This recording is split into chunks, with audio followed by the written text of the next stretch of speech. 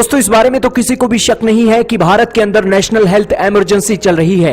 लेकिन इस इमरजेंसी में जब भारत आज मुश्किल की घड़ी में फंसा है तो दुनिया के देशों का आज चेहरा साफ हो गया है कि कौन सा देश भारत के साथ है और कौन सा खिलाफ है।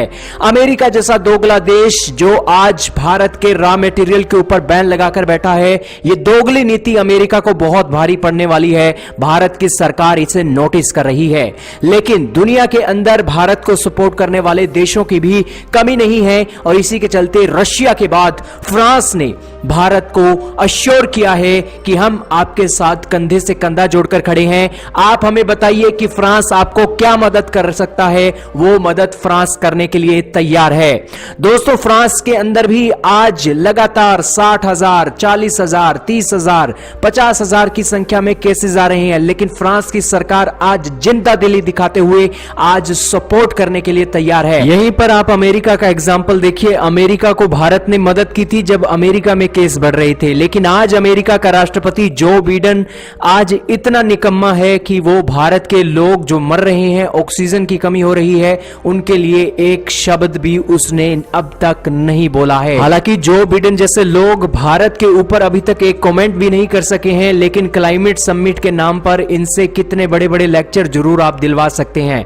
क्लाइमेट समिट जिसमें भारत के प्रधानमंत्री भी बोलने वाले हैं। भारत के प्रधानमंत्री को 56 इंच का सीना दिखाकर क्लाइमेट समिट के अंदर जो बिडेन की ऐसी दोगली नीतियों को उजागर करना चाहिए। दोस्तों भारत आज मुश्किल में फंसा है तो पूरी दुनिया के 150 से भी ज्यादा देशों को याद रखना चाहिए कि जब दुनिया मुश्किल में फंसी थी, जब पहली कोरोना वायरस की लहर आई थी, तब भारत ने ही हाइड्रोक्सीक्लोरोक्विन और पैरासीटामोल नाम की दवाइयां दुनिया के देशों में भेजी थी।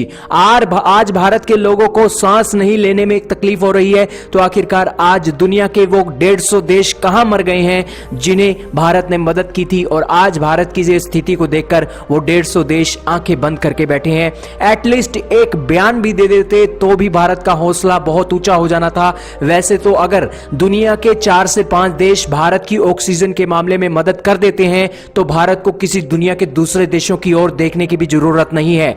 लेकिन फ्रांस की सरकार ने, इमैनुअल मैक्रोन ने, फ्रांस के जो राजदूत एम्बेसडर भारत के अंदर हैं, इमैनुअल लेनिन, उन्होंने ट्वीट करके इसकी जानकारी दी है। और इस ट्वीट में इमैनुअल मैक्रोन ने कहा है कि हम भारत के साथ खड़े हैं और हम भारत की मदद भी करना चाहते हैं, बशर्ते भारत की सरकार हमें बताए कि उसे क्या चाहिए।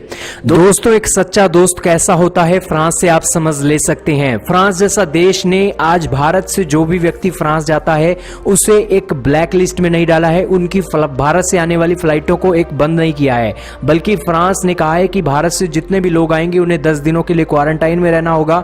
और भारत यहां पर प्रतिबंध भारत की फ्लाइटों पर लगा सकता था, लेकिन उसने प्रतिबंध इसलिए नहीं लगाया क्योंकि भारत से वो एक ऐसा कोई भी रवैया नहीं अपनाना चाहता कि जिसके चलते भारत को वो अकेला छोड़ सके। मुश्किल हो या फिर एक अच्छा माहौल हो, फ्रांस हमेशा हमारे साथ ही है। लेकिन दोस्तों वो कहते हैं ना कि मुश्किल पड़ती है तभी पता लगता है कि आपके साथ खड़े हुए लोगों का असली चेहरा क्या है। आज दुनिया के 150 देश जो भारत की वैक्सीन और दवाइयों को डकार कर बैठे हैं, वो आज चुप हैं और भारत की मदद करने के लिए वो सोच रहे हैं। हालांकि मदद करें या ना करें वो तो बात की बात है, लेकिन भारत के साथ संवेदना तो एक व्यक्त कर ही सकते हैं। क्या कहना चाहेंगे? फ्रांस ने हमारे लिए इतना एक बड़ी बात बोली है, कमेंट सेक्शन में राय का इजहार जरूर कीजिएगा।